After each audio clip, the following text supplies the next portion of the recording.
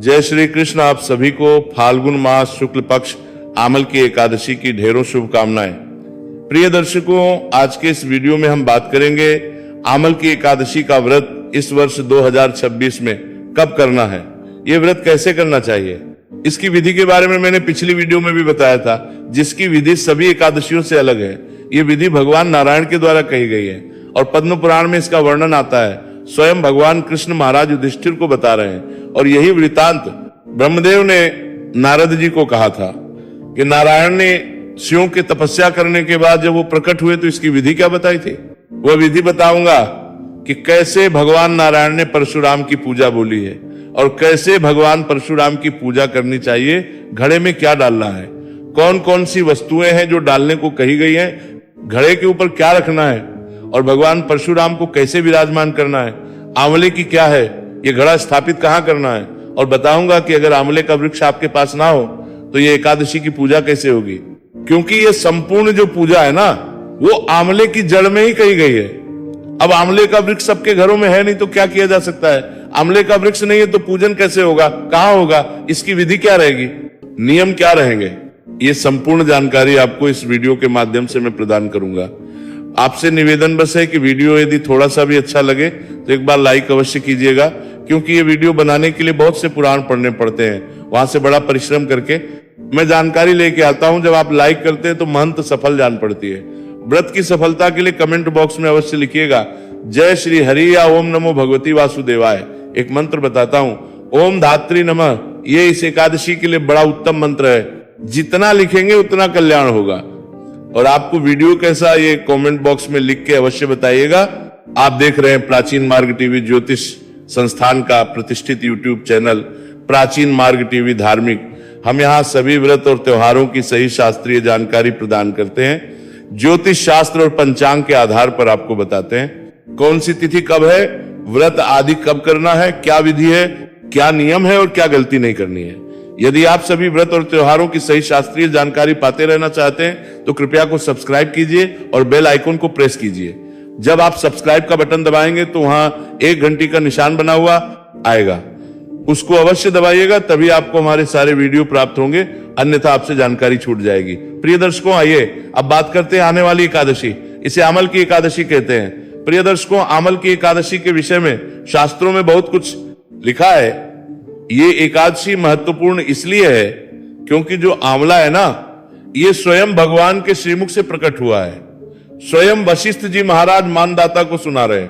आंवले की उत्पत्ति भगवान के श्रीमुख है और जहां आंवल के वृक्ष होता है वहां नारायण ही नहीं, अन्य सभी देवी देवता भी विराजमान होते हैं। श्री वशिष्ठ कहते हैं कि इसके जो मूल है ना, मूल में भगवान विष्णु का वास है, इसके ऊपर ब्रह्मा का वास है, इसके स्कंद में परमेश्वर भगवान रुद्र बसते हैं, इसकी जो शाखाएं हैं उन शाखाओं में मुनि बसते हैं, टहनियों में देवता बसते हैं और पत्तों में वसु बसते हैं, फूलों में मरुदगण है तथा फलों में समस्त प्रजापति वास करते हैं कि सर्वदेवमयी बताई गई है। आंवल की कोई साधारण वृक्ष नहीं है, सभी देवता इसमें विराजमान है। अतः विष्णु भक्त पुरुषों के लिए ये परम पूज्य और आवश्यक रूप से पूज्य है, ऐसा वशिष्ठ जी महाराज कह रहे हैं। मैं ये सारा वृतांत आपको हिंदी में समझा रहा हूं, क्योंकि मैं अब आपको पहले संस्कृत में सुनाऊं फिर उसका हिंदी अनुवाद करके दूं तो उससे वीडियो बिना वजह के बहुत बड़ा हो जाता है। मेरा प्रयास है कि मैं एक ही भाषा में चलूं। कहते हैं कि जब आमलकी की उत्पत्ति हुई तो सभी लोग वहां एकत्र हो गए, चाहे सी मुनि तपस्वी देव सब वहां एकत्र हुई। तब वहां आकाशवाणी हुई। आकाशवाणी ने कहा कि जो समस्त भूतों के कर्ता और समस्त भवनों के श्रेष्ठा हैं उन्हें विद्वान पुरुष भी कठिनता से देख पाते हैं, वही सनातन विष्णु मैं हूं। यह सुनकर सबको बड़ा आश्चर्य हुआ। सभी ऋषिगणों ने भगवान नारायण की स्तुति की और स्तुति करके भगवान से एक प्रश्न किया, यदि आप हमसे संतुष्ट हैं तो हमें कोई एक ऐसा व्रत बतलाइए जो स्वर्ग और मोक्ष का फल प्रदान करने वाला है और के सभी संकटों को हरने वाला है। तब भगवान श्री विष्णु बोले, महर्षियों, फाल्गुन शुक्ल पक्ष में यदि पुष्य नक्षत्र से युक्त द्वादशी हो तो वह महान पुण्य देने वाली हो और बड़े पातकों का नाश करने वाली होती है।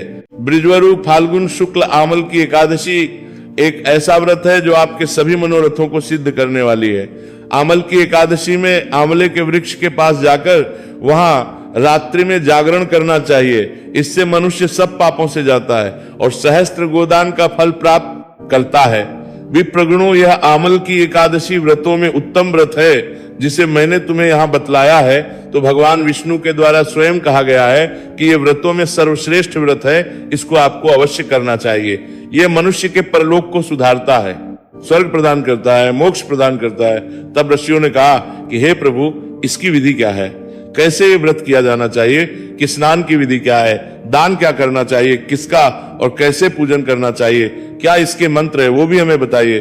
तब भगवान विष्णु ने इस एकादशी का संपूर्ण विधि, पूजन नियम आदि का वर्णन किया। अब मैं आपको वो बताता हूं। एकादशी के दिन प्रातःकाल सूर्योदय से पहले उठिएगा। उठने के बाद दंत धावन करेंगे। तो जो आपका ये मंजन और पेस्ट आप प्रयोग करते हैं ना, इसका प्रयोग ना कीजिएगा, क्योंकि ये दोनों में ही, चाहे मंजन हो या पेस्ट हो, उसमें केमिकल आता है या नमक आता है, और दोनों व्रत खंडित करते हैं। अगर आपके पास व्रत वाला मंजन है तो आप प्रयोग, भगवान कहते हैं कि मन ही मन पहले उठ के ये संकल्प करना चाहिए कि हे प्रभु, मैं आज एकादशी को निराहार रहकर दूसरे दिन भोजन करूंगा और इस प्रकार से यह व्रत करूंगा, मुझे आप अपनी शरण में रखें। आप स्नान आदि करेंगे। स्नान की विशेष विधि यहां भगवान ने कही है।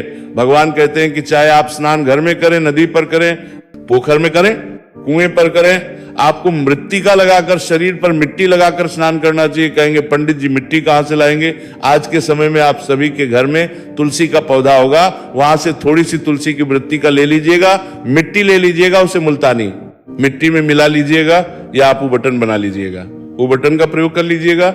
नहीं कहूंगा कि आप कहीं से भी कोई भी मिट्टी लगा के स्नान करें, पर जो विधि है यहाँ पे मैं वो बता रहा हूं, और उसका आज के समय के हिसाब से क्या आप उसमें कर सकते हैं वो भी साथ में बता रहा हूं। तो आप वो बटन प्रयोग कर लीजिएगा। और मंत्र जो है ना, इसको अवश्य आपने उस समय पढ़ना चाहिए। अगर आप संस्कृत में ना पढ़ पाए तो आप देख लीजिए, मैं आपको हिंदी भी इसकी बता देता हूं, उसको आप हिंदी में आप मन ही मन बोल लीजिएगा। ओम कांत रथक्रांते विष्णुक्रांते वसुंधरे, मृत्यु के हर में पापम जन्म कोटिया समर्जित। इसका अर्थ है कि हे वसुंधरे, तुम्हारे ऊपर अश्व और रथ चला करते हैं, तथा वामन भगवान ने, वामन अवतार के समय भगवान विष्णु ने तुम्हें अपने पैरों से नापा था, अर्थात तुम पर भगवान के भी पैर पड़े हैं। हे मृत्यु के, मैंने करोड़ों जन्मों में जो पाप किए हैं, मेरे उन सब पापों को हर लो, उन सब का नाश कर दो। यह मंत्र बोलते हुए मिट्टी शरीर पर लगाई और उसके बाद स्नान करे। स्नान का भी एक मंत्र है जो भगवान के द्वारा कहा गया है। ओम गग्गे चमुने चायु गोदावरी सरस्वती नर्मदे सिंधु कावेरी जलेस्मिन सन्निधिं कुरु।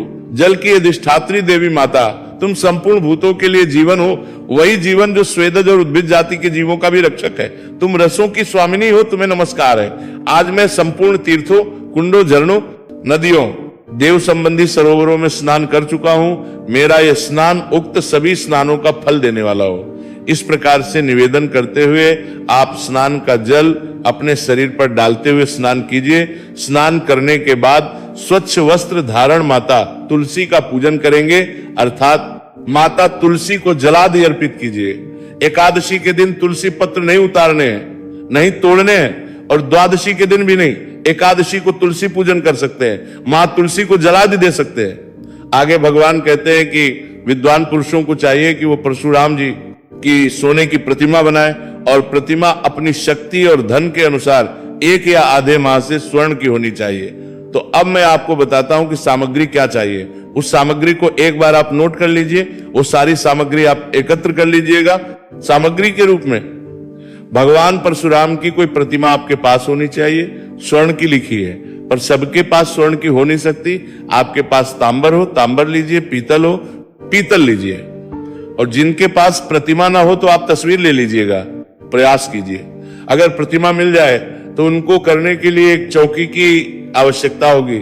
चौकी पर बिछाने के लिए लाल या पीला वस्त्र चाहिएगा।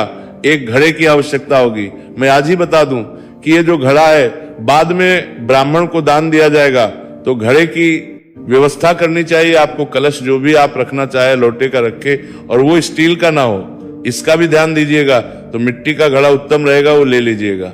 उसका पूर्ण पात्र में भरने के लिए जो खील आती है ना, खीलों की आवश्यकता होगी। कलश में डालने के लिए पंचरत्न लीजिएगा, और थोड़ा सा चंदन अवश्य ले लीजिएगा। ये अतिरिक्त भगवान को अर्पित करने के लिए रोली, मौली, पान, सुपारी, लौंग, इलायची, धूप, दीप, पुष्प की माला, इत्र, जनेऊ और पंचामृत बनाने के लिए कच्चा दूध, दही, घी, शक्कर और गंगाजल शहद का प्रयोग एकादशी पर होता नहीं है। ये सारी सामग्री है जो आपने एकत्र कर लेनी है। सारी सामग्री को एकत्र कीजिए, लौटा लीजिए एक तांबे का, उसमें पहले थोड़ा सा गंगाजल भरिएगा, फिर शुद्ध जल भरिएगा और ये सारी सामग्री जो है आपने एकत्र कर लेनी है। आपके घर में भी आंवले का वृक्ष है या मंदिर में जा रहे हैं तो जहां आंवले का वृक्ष है वहां पे अच्छे से साफ सफाई कीजिए। और फिर मैं आगे की पूजन विधि बताता हूं। ये विधि बताने के बाद मैं आपको ये भी बताऊंगा कि फिर जिनके पास आंवले का वृक्ष नहीं है उनको क्या करना चाहिए। तो आइए ये सारी सामग्री एकत्र करके आंवले के वृक्ष पे चलते हैं, पूजा करते हैं। तदोपरांत फिर हम इसका उपाय भी बताते हैं कि क्या और उपाय हो सकता है जिनके पास वृक्ष ना हो उनके लिए। तो साफ सफाई करके और सारी सामग्री रखिए। लोटे में जो जल भरा पहले उस जल का वहां छिड़काव कीजिए आंवले के आसपास चारों तरफ। और जिस स्थान पर पूजन करना है मंत्र हम पढ़ देते हैं, ओम अपवित्र पवित्रो व सर्वावस्थांगतोपि वा, यह स्मरित पुंडरीकाक्षं संदान करान करने का उन मंत्र में बाह्याभ्यंतरा शुचि इस प्रकार से आपने स्थान को शुद्ध किया है, सामग्री को भी शुद्ध पवित्र किया है। अब आप चौकी बिछाइए, चौकी के ऊपर वस्त्र बिछाइए, उस पर या तो गेहूं रखिए या कोई और अनाज है आपके पास तो वो रखिए। उसके ऊपर आप कलश को रख दीजिए। जो कलश रखा जाएगा ये जल से भरा हुआ होना चाहिए। मंत्र पूजा के द्वारा और मंत्रों के द्वारा इसकी हम स्थापना करवाएंगे। जब हम पूजा विधि बताएंगे ना पूरी, उसमें मंत्रों के साथ, क्योंकि यहां अभी अगर मंत्र भी पढ़ने लगेंगे तो फिर बहुत बड़ा वीडियो हो जाएगा। तो कलश को आप स्थापित कीजिए। कलश में जो पंचरत्न हमने आपको बोले, जो पूजा पाठ की दुकान से आपको मिल जाएंगे, वो डाल दीजिएगा।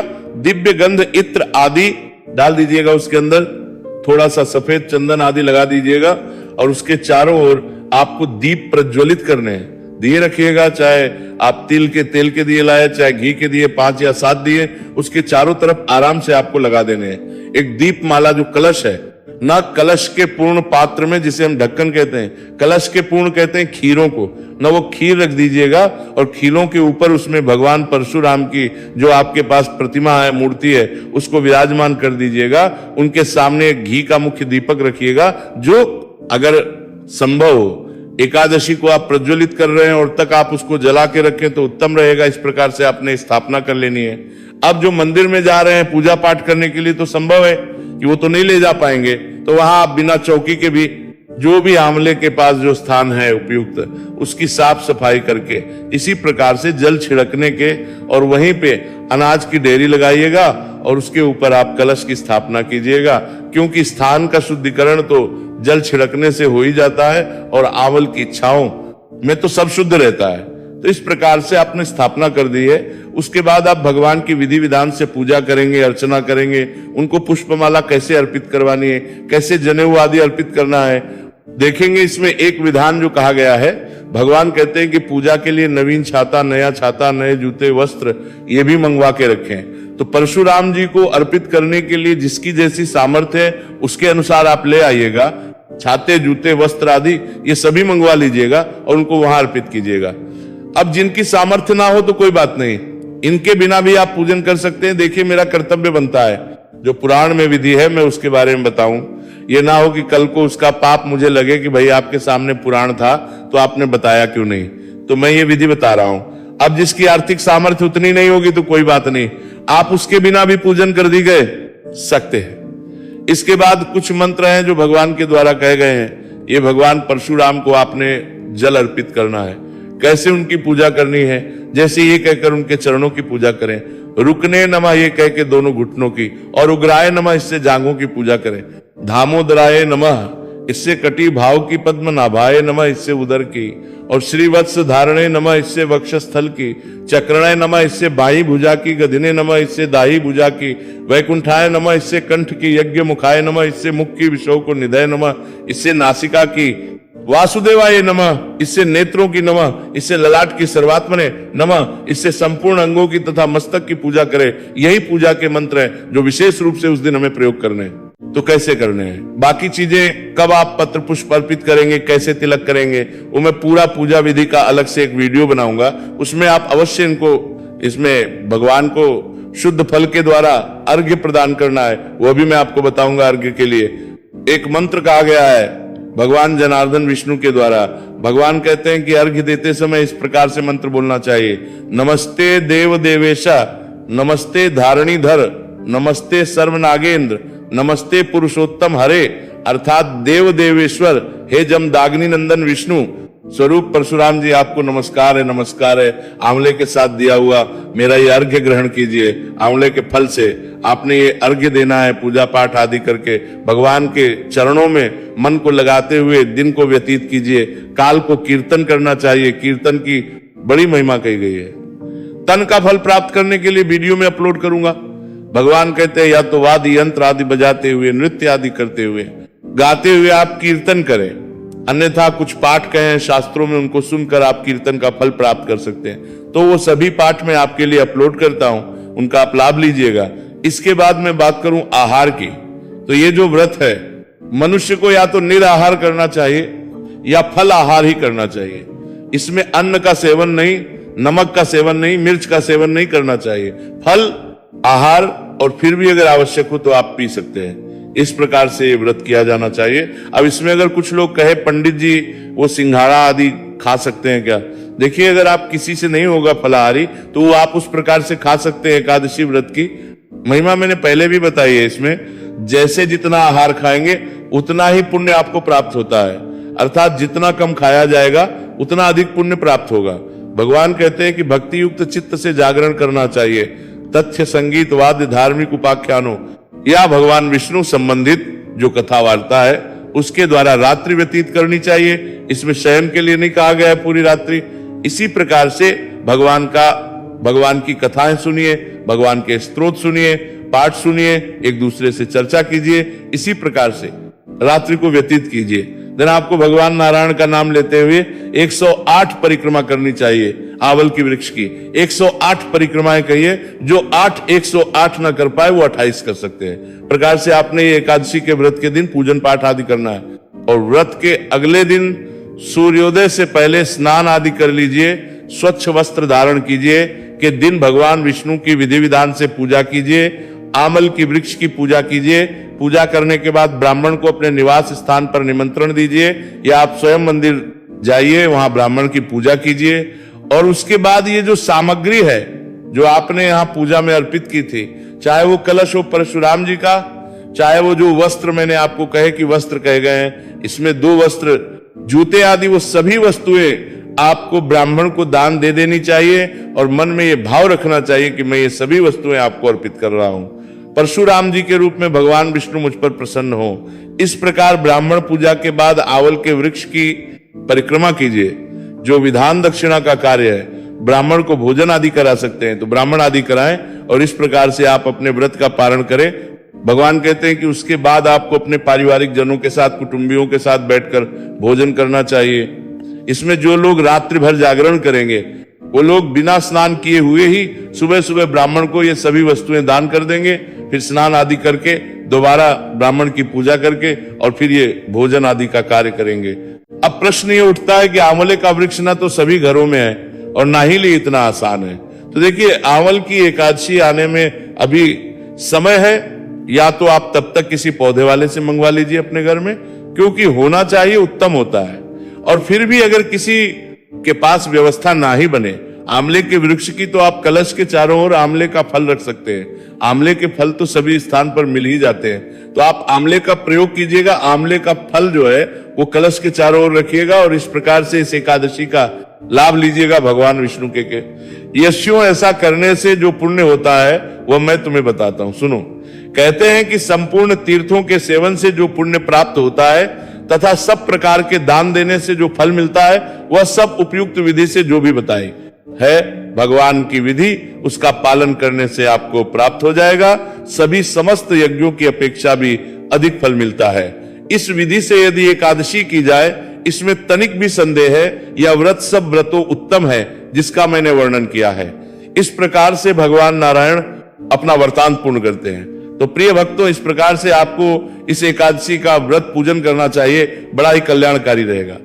अब बात आती है कि व्रत करना कब है और पूजन का समय क्या रहेगा। देखिए, एकादशी तिथि की शुरुआत हो रही है 26 तारीख को रात्रि को 12:33 पर, अर्थात 26 की मध्य रात्रि जब 27 लग जाएगी 12:33 पर तो एकादशी शुरू हो जाएगी और ये तारीख को रात्रि को 10:32 पर समाप्त हो जाएगी। ऐसे में उदया तिथिमान के अनुसार एकादशी 27 तारीख को रहेगी। द्वादशी युक्ता श्रेष्ठ व्रत भी 27 तारीख को ही किया जाएगा। आम्ल की एकादशी का व्रत करना चाहिए। 27 फरवरी को दिन रहेगा शुक्रवार का पूजा के लिए। शुभ मुहूर्त की बात करते हैं तो सुबह 8:18 से और 11:15 तक जो है वो उत्तम मुहूर्त रहेगा। जो लोग सुबह जल्दी करना चाहते हैं तो सुबह चल्लगन में भी पूजन किया जा सकता है, उसमें भी कोई दोष नहीं रहेगा। ये थी जानकारी आमल की एकादशी के विषय में। वीडियो थोड़ा भी उपयोगी लगे तो लाइक अवश्य कीजिएगा, जितना हो सके शेयर कीजिएगा, क्योंकि ये एकादशी महत्वपूर्ण है। इसकी विधि सबसे अलग है। लोगों को पता लगेगी तभी तो लोग इस विधि से कर पाएंगे ना। जितना हो सके शेयर कीजिए। भगवान नारायण कहते हैं कि उनके व्रत से संबंधित महिमा को जितना आप प्रसारित करेंगे उतना कल्याण होगा। अगर चैनल पर नए हैं तो सब्सक्राइब करते जाइएगा। भगवान सबका कल्याण करें। हरे कृष्ण।